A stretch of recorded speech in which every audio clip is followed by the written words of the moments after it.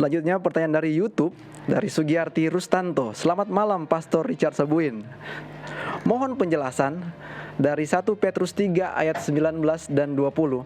Apa yang dimaksud dengan roh-roh dalam penjara? Silakan Pak Pendeta. Terima kasih. Selamat Sabat Ibu Sugiyarto Rustanto. Untuk pertanyaannya terima kasih. Apakah boleh seorang membacakan ayat ini? Entah Jeff atau Stephen? 1 Petrus 3 ayat yang ayat ke 19 dan 20 Pendeta. Oke, saya bacakan 19 dan 20. dan 20. Iya. Ayat yang ke-19. Dan di dalam roh itu juga ia pergi memberitakan Injil kepada roh-roh yang ada di dalam penjara, yaitu kepada roh-roh mereka yang dahulu pada waktu Nuh tidak taat kepada Allah, ketika Allah tetap menanti dengan sabar waktu Nuh sedang mempersiapkan bahteranya, di mana hanya ada sedikit, yaitu 8 orang yang diselamatkan oleh air bah itu. Silakan Pendeta. Terima kasih. Ini adalah satu-satunya ayat di dalam Alkitab tentang roh-roh di dalam penjara. Untuk itu kita perlu melihat terlebih dahulu apa kira-kira yang sedang dibicarakan oleh Petrus dalam suratnya di ayat 19 dan 20. Saya mau baca ayat yang ke-18 untuk menambah kepada kita beberapa informasi. Ayat yang ke-18. Sebab juga Kristus telah mati sekali lagi untuk dosa kita, ia yang benar untuk orang-orang yang tidak benar, supaya ia membawa kita kepada Allah. Lalu ayat itu berkata, ia yang telah dibunuh dalam keadaannya sebagai manusia, tetapi yang telah dibangkitkan menurut roh. Atau versi yang lain mengatakan dibangkitkan oleh roh. Kita tidak bisa mengartikan dibangkitkan menurut roh. Jadi pada waktu Thomas mau menyentuh tangan Yesus, kok nggak bisa ini? Sebab tidak ada bentuknya. Jadi dalam mengerti kata roh di sini, jangan sampai kita membuat roh dengan lawan kata sebagai tubuh yang bisa dipegang, lalu kemudian roh. Lebih tepat ayat ini diartikan bahwa ia dibangkitkan oleh roh. Oke. Lalu pemberitaan ayat yang ke-19 tadi mengatakan, ya, dan di dalam roh itu juga, jadi kalau kita baca seterusnya, kita lanjutkan dari 18-19, saya ulang lagi, ia yang dibunuh sebagai manusia, tetapi yang dibangkitkan menurut roh, dan di dalam roh itu juga, jadi roh yang membangkitkan dia, roh itu juga, dalam roh itu juga, ia pergi memberitakan Injil kepada roh-roh yang ada di dalam penjara. Jadi pemberitaan itu dilakukan oleh roh yang membangkitkan Yesus, bukan roh Yesus yang meninggalkan dia saat dia mati, lalu pergi mengabarkan Injil. Perhatikan, sudah dibangkitkan menurut roh, dan roh yang ada kaitannya dengan kebangkitan inilah yang dulu pergi mengabarkan Injil kepada roh-roh yang ada di dalam penjara.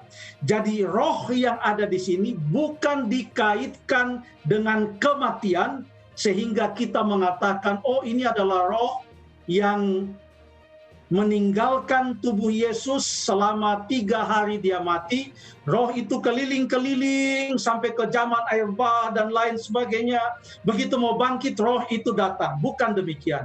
Roh ini tidak dikaitkan dengan kematiannya. Roh ini dikaitkan dengan kebangkitannya. Sekarang kita coba melihat pada waktu Petrus yang menulis surat ini menggunakan kata roh. apa saja yang dia sebutkan tentang roh ini, menunjuk kepada apa atau siapa. Saya mau kita baca masih di dalam 1 Petrus, tapi kali ini dalam pasal yang pertama, ayat yang ke-10 sampai ayat yang ke-12. 1 Petrus 1 ayat 10 sampai ayat yang ke-12.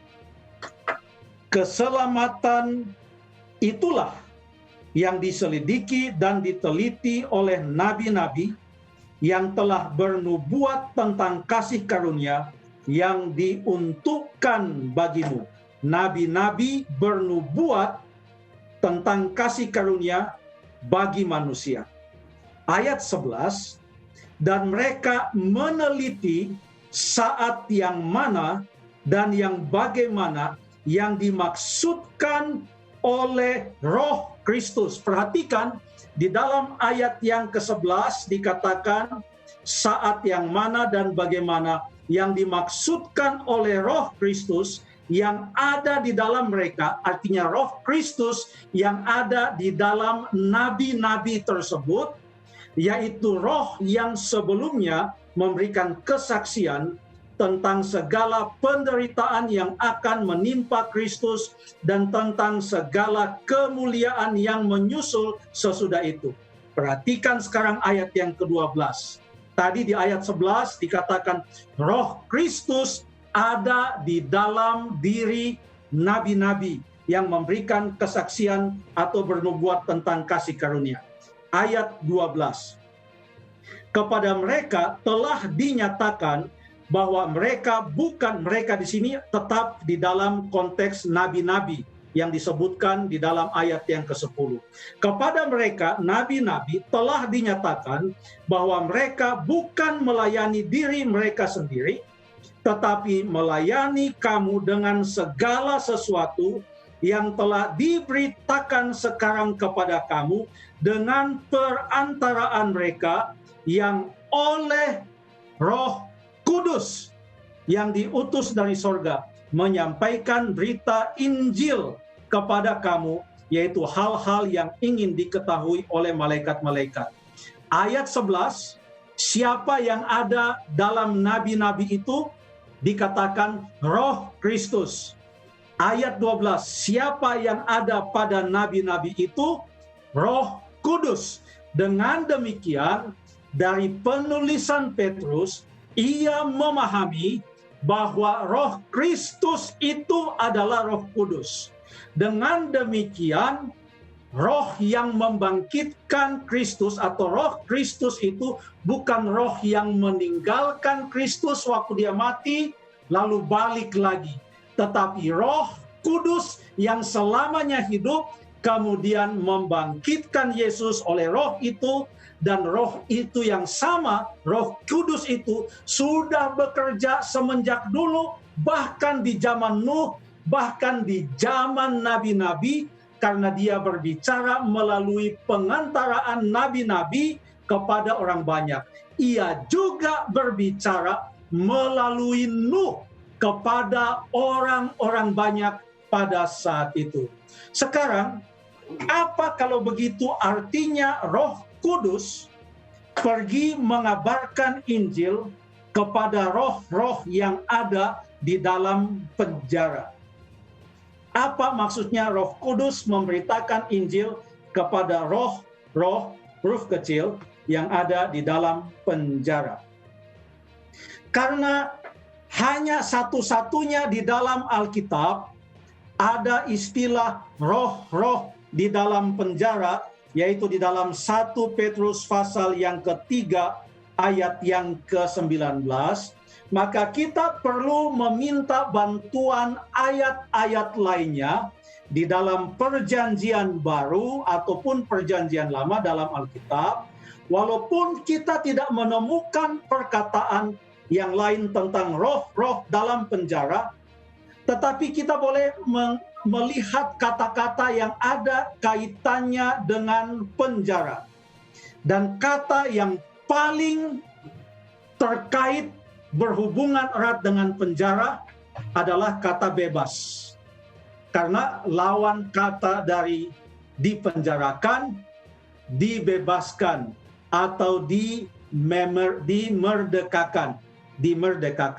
Coba kita baca di dalam Roma pasal yang ke-6 ayat yang ke-18. Roma pasal yang ke-6